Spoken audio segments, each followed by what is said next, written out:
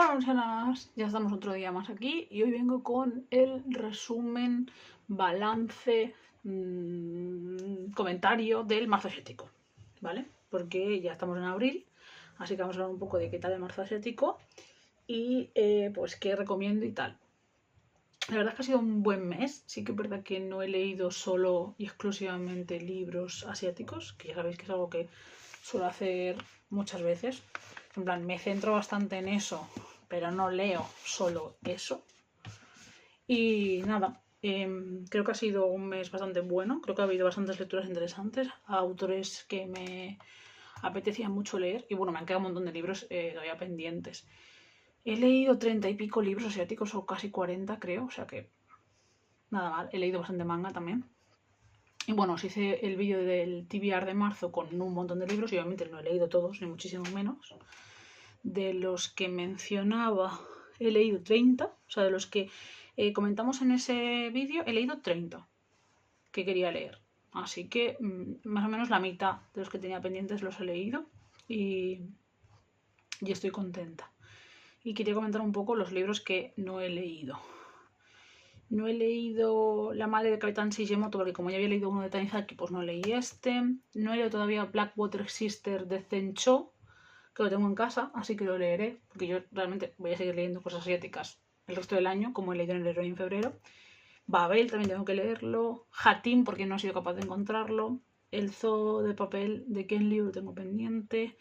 La casa de Galomo no lo leí porque me leí el otro de Kasumi Yumoto y dije, bueno, ya me he leído uno, pues ya me leeré este más adelante. Tengo pendiente todavía El lago sin nombre, Bochan de Natsume Soseki. Luego hay un montón de manga que no he leído porque no le he podido encontrar en la biblioteca o porque ya había leído otras cosas y entonces por eso se ha quedado ahí pendiente. Algo que brilla como el mar de Kawakami, que lo tengo pedido a la Biblia, pero todavía no lo tengo en casa.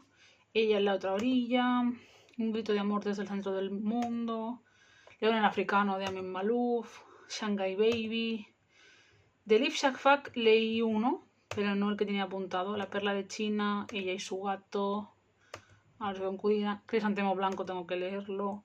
Ella dijo Destruye, que este sí que lo comentamos bastante en el otro vídeo, que no os estoy haciendo, o sea, no estoy parando tal, porque esto no los he leído, porque además tenéis, o sea, si realmente os interesa saber qué libros son y las portadas y todo, pues vais al TBR, porque no quiero repetirme mucho.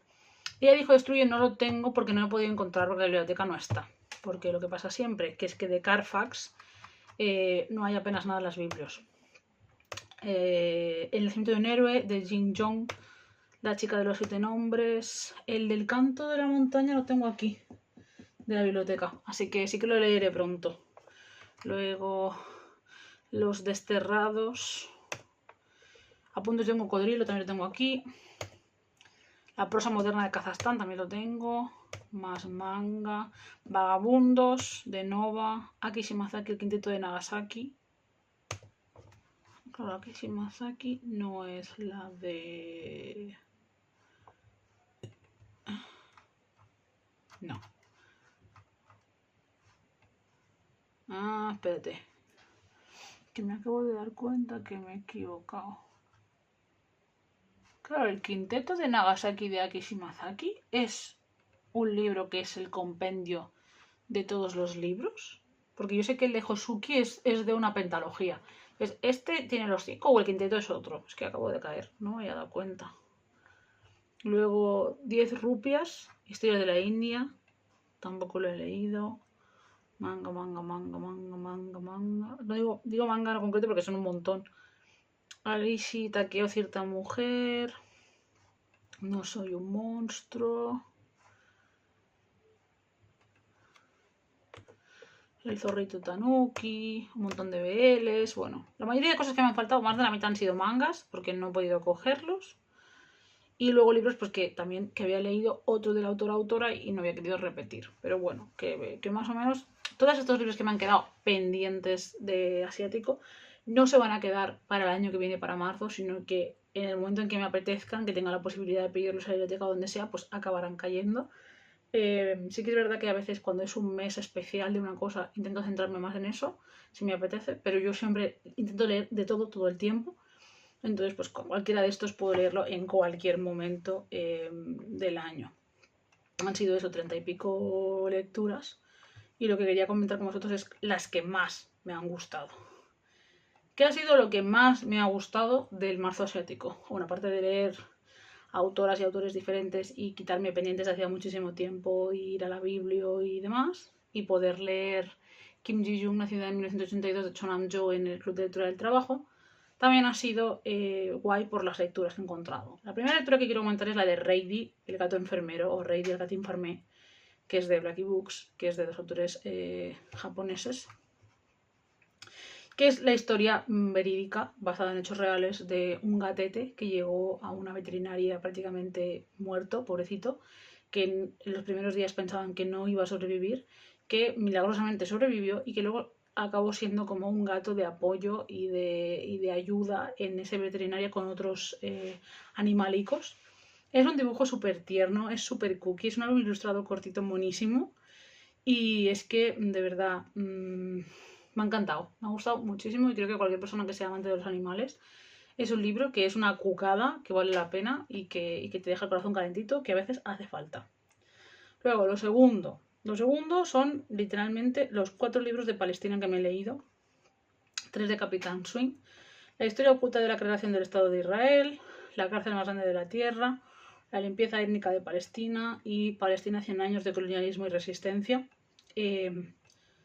Si bien es cierto que yo soy un poco friki de este tema y que ya he leído mucho y he intentado investigar mucho y reflexionar mucho y ver documentales y demás, y esos libros no me han dado quizá tanta información que no supiera, porque muchas de las cosas que he leído ya las sabía, da igual, son una lectura maravillosa, son una lectura súper necesaria, son libros muy reflexivos y que están muy bien documentados y que te ponen encima de la mesa no solo el tema de Palestina, porque creo que además de estos libros está muy interesante porque tienen las dos partes.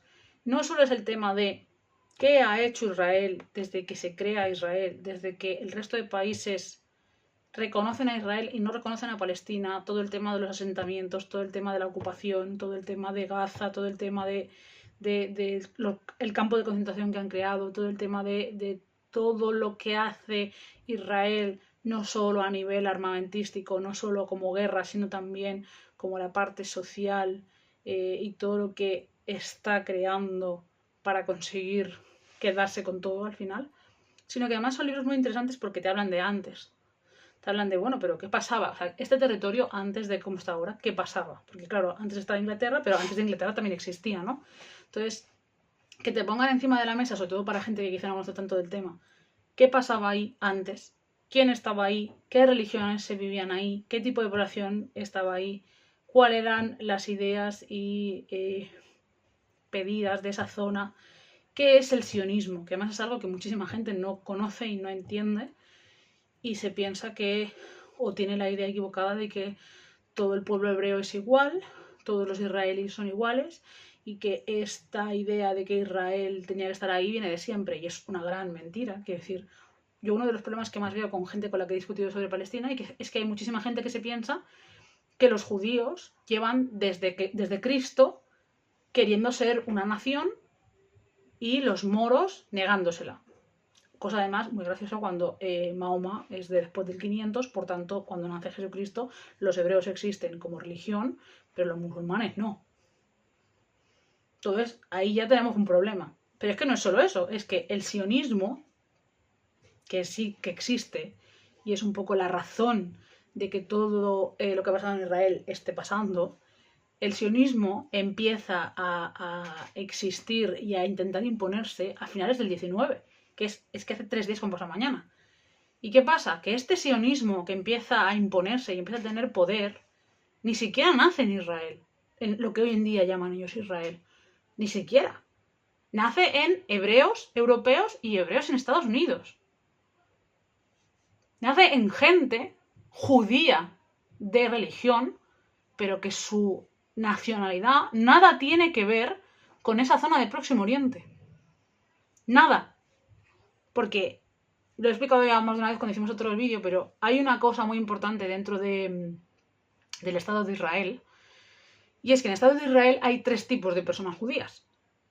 están los judíos hebreos palestinos, digamos, que son la gente que vive allí de toda la vida, que son de nacionalidad o pensamiento, cultura, llámalo como quieras, árabe, son nacidos allí, vividos allí, con gastronomía de allí, con idioma de allí, con cultura de allí, y antes de nada que existiera esto eran palestinos, solo que profesaban la fe judía, y no se diferencian absolutamente en nada, ni en cultura, ni en gastronomía, ni en idioma, ni en nada, que el palestino de enfrente, ¿vale?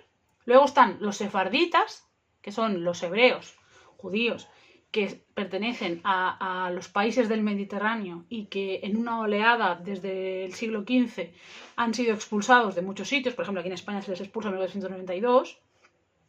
Entonces son judíos exiliados de sus países, que por ejemplo en España se hizo una ley para que los herederos de los sefarditas expulsados pudieran reclamar la nacionalidad española. Entonces hay judíos españoles, judíos italianos, judíos griegos, judíos tunecinos, que es de todo el Mediterráneo.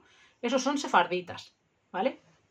Y luego están los askenazi, que los askenazi son los judíos que de pensamiento, cultura, idioma y demás son europeos de Centro Europa, Norte de Europa, rusos, muchísimos rusos, y estadounidenses. ¿Vale? El anglosajón, el europeo medio, que es que no os podéis imaginar de la cantidad de judíos rusos que hay. Entonces, esos son los askenazis.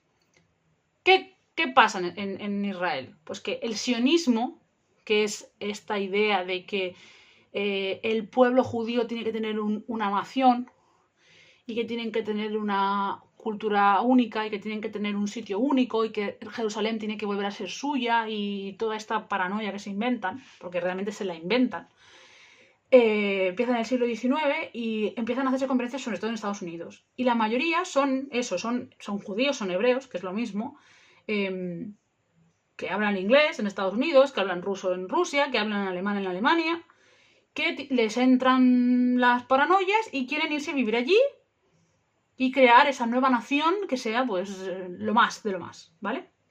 Entonces, claro, esa gente empezó a llegar a la zona de Palestina en tandas. Finales del 19, principios del 20, periodo entre guerras, y luego ya el último exilio masivo, digamos, bueno, que tampoco es exilio, es la última llegada masiva de gente, es ya con el final de la Segunda Guerra Mundial. Entonces, ¿qué pasa? Que la Segunda Guerra Mundial, además, por todo el tema de cómo trató el nazismo al pueblo judío, lo que hace es darles la excusa perfecta para reclamar esa tierra. Porque al principio se reclamaba en otros sitios, se reclamaba de otras maneras y tal, y en ese momento ya es como la excusa perfecta para decir, como Europa me ha hecho esto y los nazis me han hecho esto, tú a mí me tienes que dar. Y me vas a dar este trozo de tierra. Claro, todo esto, el problema está en que nadie fue a Palestina a decirles a los palestinos, oye, ¿os parece bien que la mitad de vuestro territorio se lo demos a esta gente? Nadie. No le importó a nadie. Claro, los palestinos se negaron. Claro, como ellos se niegan, cuando Israel se proclama Estado, todo el mundo reconoce a Israel, especialmente Estados Unidos y Rusia, pero exagerado. Da igual Guerra Fría, da igual todo. Estados Unidos y Rusia estaban totalmente de acuerdo en Israel. Y siempre lo han seguido estando. Porque los han apoyado, pero con todas las de la ley. Y muy pocos países reconocen a Palestina. Es decir, Palestina hoy en día es un país que no existe para muchos países. No existe. Entonces se hace un mapa teórico de esto es Israel, esto es Palestina. Claro, los palestinos no aceptan ese mapa. Nunca aceptaron ese mapa. Ya los israelíes se la sopló. Entonces, claro, ese mapa además se pudo llevar a cabo. ¿Por qué? Porque llevaban 50 años llegando millones de personas allí a vivir que antes no vivían. Y claro, ahora necesitaban espacio, necesitaban casas, necesitaban sitios. Entonces, sí que es verdad que hay toda una parte de guerra militar, pero luego hay otra parte de guerra social y de guerra de asentamiento, que aquí te lo explican muy bien, de cómo Israel ha conseguido lo que ha conseguido hasta ahora. O sea, prácticamente ya Cisjordania, Gaza y toda la zona que era Palestina no existe. Quedan muy pocas zonas de Palestina porque los israelíes lo que han hecho durante todo este tiempo ha sido ir consiguiendo asentamientos e ir entrando en aldeas y en ciudades y No en plan a veces a tiros también, pero muchas veces en plan simplemente llegar y aprovechar que la gente estaba trabajando y meterse en sus casas. Y así han ido quitando. Y claro, como el resto del mundo no hacemos nada, porque no hacemos absolutamente nada, pues es lo que pasa. Y claro, en estos libros pues salen muchas cosas, muchas referencias, hay muchísima bibliografía muy bien hecha de todo lo que ha ido pasando, de cómo era un plan que estaba muy bien hecho, que es también lo que dice lo de la limpieza étnica. Hay toda una cultura dentro del sionismo, porque dentro de dentro de lo que es Israel hoy en día, ellos mismos son racistas hacia ellos. Es decir, hoy en día en Israel, los hebreos árabes son los que menos derechos tienen, siendo los verdaderos nativos de la zona. Porque los que gobiernan, los que tienen el poder y los que lo controlan todos son los ashkenazi. Entonces, claro, es muy heavy, muy heavy. Y obviamente todo el mundo. Esto no quiere decir que todo judío ashkenazi y que todo israelí sea malo, ni muchísimo menos. Pero es un tema que es muy fuerte, es muy grande y que sí tiene una gran parte de la población que está de acuerdo. O sea, pasó durante el COVID, se mandaron Naciones Unidas y diferentes ONGs mandaron vacunas de manera gratuita a Palestina, porque Palestina está muy mal. Israel las interceptó y se las quedó. Y contestó que tal. Tú ibas a la calle a preguntar a gente y había muchos israelíes que te decían, es que me parece muy bien, porque es que ellos nos atacan. Y claro, la idea, claro, hoy en día hay mucha gente que dice, bueno, claro, es que Israel se defiende porque los palestinos les atacan, porque son los palestinos los que tiran bombas y Israel solo se defiende. Claro, pero es que esto es un contexto que no viene de lo que pasó ayer. Viene de que tú estás en tu casa, viviendo ahí desde siempre, y alguien externo decide que la mitad de tu casa es para alguien que no conoces, no te van a pagar nada, no te van a decir nada, y tienes que aceptar sí o sí. Y como no aceptas, lo que dices, no, es que esta es la mitad de mi casa. No se la voy a dar a nadie. Es mía. Entonces, como tú no aceptas, te quitan la mitad de tu casa, te ponen un muro, se van a vivir a la otra casa a quien te da la gana y encima empiezan a bombardearte, empiezan a quitarte suministros, a ti no te reconoce nadie y a tu nuevo vecino de tu mitad de tu casa, sí, ese nuevo vecino de la mitad de tu casa tiene más dinero que tú, tiene más poder que tú, está amparado por todo el mundo y a ti nadie ni siquiera te escucha. Y además encima, conforme van pasando los años, te va ganando metros de casa. Porque tira una pared y te quita la mitad de tu comedor. Que eso en el plano del principio no ponía que iba a ser así. Pero nadie hace nada. Entonces cuando te ha quitado la mitad de tu comedor y tú te enfadas y le pegas un martillazo en la pared, a ti te vienen y te hacen 5 fotos porque tú le estás pegando martillazos en la pared. En lugar de decir, es que él le ha quitado la mitad de su comedor. Y así, te corta el agua, te echa basura por la ventana, no deja que entre nadie a tu casa, no te deja salir de tu casa, no deja que te llegue comida, te quita un trozo de pasillo, te quita la puerta de entrada, y así. Pero tú eres el malo, porque estás pidiendo que te devuelvan tu casa. Entonces, es que de verdad, es un tema que yo no sé cómo hemos consentido. O sea, claro que lo sé. Tú te lees esto y dices, pues ya está. Poderes políticos, intereses y demás. Pero pensado fríamente, es que no puede ser verdad que esto en el siglo XXI pase. No puede ser verdad. Es que es demencial. Y bueno, para mí han sido lecturas muy gratificantes y muy interesantes y muy reflexivas, pero es un tema durísimo, durísimo, y ojalá no pasase. Luego, otro librazo, me ha parecido un librazo, ha sido Osuki, la librería de Mitsuko, de Aki Shimazaki, porque vaya pedazo de libro sencillo, básico, sin gran nada, pero no sé, me ha encantado, me ha parecido precioso, de verdad. Y el estreno narrativo me ha gustado un montón, un montón. Es que además es un libro en el que prácticamente no pasa nada. Porque realmente si lo analizas dices, madre mía, si es que no pasa absolutamente, o sea, no pasa casi nada. Es una señora con una librería, con un niño, con su mamá, y no pasa casi nada, pero da igual, me ha parecido, de verdad, muy bonito. Luego, como dije la otra vez, este libro es un librazo, pero es durísimo.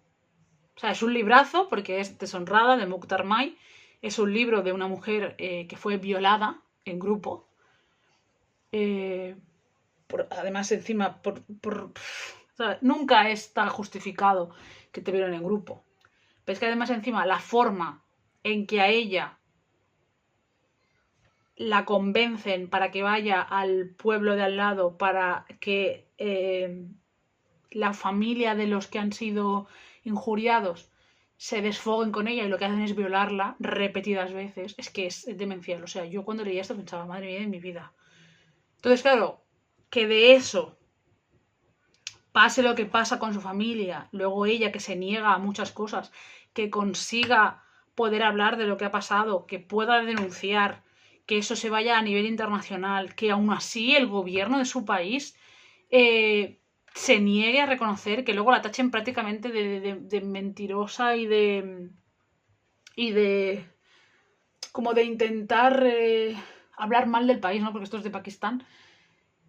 Es impresionante. Y luego como ella se ha convertido en un ejemplo, ¿sabes? Que esto es a la vez es demencial, porque es en plan, esta chica no tiene que ser ejemplo de nada, esta chica ha sido una persona que le han hecho de todo y que no se merece nada, pero claro, por desgracia, este tipo de cosas tienen que convertirse en un ejemplo y tienen que convertirse en voz de lo que pasa para que no vuelva a pasar. Porque por desgracia ella te lo cuenta de una manera que dice, no, pero que esto no es que me haya pasado a mí la primera, que esto lleva pasando toda la vida. Porque es un tema además en Pakistán, y ella te lo cuenta de que es un tema habitual. En plan, hay un pueblo aquí y otro pueblo aquí, y este pueblo es más fuerte o lo que sea, o tiene más dinero o lo que sea, y hay un problema y al final alguien considera que se le ha faltado al honor o que se ha ultrajado o que ha habido tal, y es habitual darle a una de las chicas jóvenes de la familia a la otra familia para que como para que se puedan vengar, ¿no? O sea, no es lo típico de, bueno, pues se hace un matrimonio, se llega a unos acuerdos para hacer un matrimonio, no sé qué, que sigue siendo horrible y seguían habiendo violaciones y todo. Pero no, ven como pago por una falta de honor o por una deshonra el darte a una mujer para que hagas con ella lo que consideres. Y lo que hacen obviamente es violarla. En grupo, por turnos, pegarle. O sea, es que madre mía. Entonces, es un librazo porque es historia viva, porque es importante conocer estas voces, porque es importante que sepamos el nombre de esta chica, pero obviamente es durísimo. Es una lectura durísima. Y yo sé que hay mucha gente que igual no está en el mood, pero si estáis, me parece de lo mejor que he leído este año. Y luego, pues, saltando de algo súper serio a algo un poco más así, de los mangas que he leído, el que más me gustó fue el de Lecciones Adultas, que es uno de Odaiba, que es así erótico festivo, divertido, sin toxicidad, gracioso, me gustó el dibujo. Y mira, también me apetece de vez en cuando leer algo así y tal, ¿eh? Porque yo además, en mi época manga, yo leí mucho a Mayu Shinjo y otros autores así, que también son eróticas festivas, y eran más tóxicas y más peculiares. Y había cositas ahí que decías, uff, estos no. Estos son más friendly. Más como las novelas románticas con cama, que me gustan a mí, pues lo mismo, pero en manga. Y yo muy feliz, la verdad, muy, muy feliz. Y nada, eso han sido mis mejores lecturas de marzo asiático. Creo que más o menos es el resumen. Creo que ha sido un buen marzo asiático. Creo que es importante ser consciente de que hay que intentar leer a todo tipo de autores y autoras todo el año. O sea, no es un tema de porcentajes, no es un tema de políticamente correcto, no es un tema de inclusividad forzada, es un tema de que, obviamente, si solo lees aquello que tiene que ver contigo y que ves en todas partes y que está más publicado, al final tienes un sesgo en la lectura. Porque no es real decir, como dice mucha gente, típico de como con los clásicos, no, yo solo leo por calidad, yo no me fijo ni en el género, ni en la raza, ni no sé qué sé cuánto. Es mentira. Es mentira porque además el sector editorial, aunque no nos guste, porque nos encanta pensar en la cultura, y nos encanta pensar en el arte, y nos encanta pensar en todo bonito, es una industria. Y hay que ser consciente que en España el boom que tiene la literatura nacional es muy grande y el boom que tiene el mercado anglosajón es enorme. Entonces, obviamente, si tú vas a una librería normalita o vas a grandes almacenes, el 80-90% de lo que te vas a encontrar son libros comerciales. Que eso no quiere decir que sean malos libros, ni quiere decir que solo están ahí por marketing. No. pero que son libros elegidos de manera comercial por las dos grandes editoriales de este país, que son Penguin y Planeta, ¿vale? Entonces, tu manera de leer va a estar sesgada. Entonces, si tú eres una persona a la que le gusta leer y que quieres estar consciente de las cosas que hay en el mundo y quieres estar consciente de las realidades y quieres leer todo tipo de libros y quieres conocer y quieres viajar y quieres pensar y todo el rollo, tienes que entender que el mundo no es Europa y Estados Unidos. Y además, Europa no es Inglaterra y Francia. Porque muchas veces hablamos de que no, porque claro, los autores africanos, obviamente los autores africanos muchas veces están olvidados. Pero es que, y los autores de los Balcanes, y los autores de Croacia, Bosnia, todo esto, y autores polacos, y autores de República Checa, y húngaros. Quiero decir, y italianos muchas veces tampoco, griegos. Es decir, tenemos que intentar ser también conscientes de que hay más mundo. Yo, por ejemplo, soy súper consciente de que de lo que menos leo es de Latinoamérica. Y me parece absurdo por mi parte. Y me parece vergonzoso. Porque además encima Latinoamérica, muchísima gente de Latinoamérica escribe en castellano. Entonces, es que ni siquiera es difícil. Pero por lo que sea, pues no me he puesto tanto con Latinoamérica. Y soy consciente. Y no quiero ser así, intento remediarlo. No siempre lo consigo, pero lo intento remediar.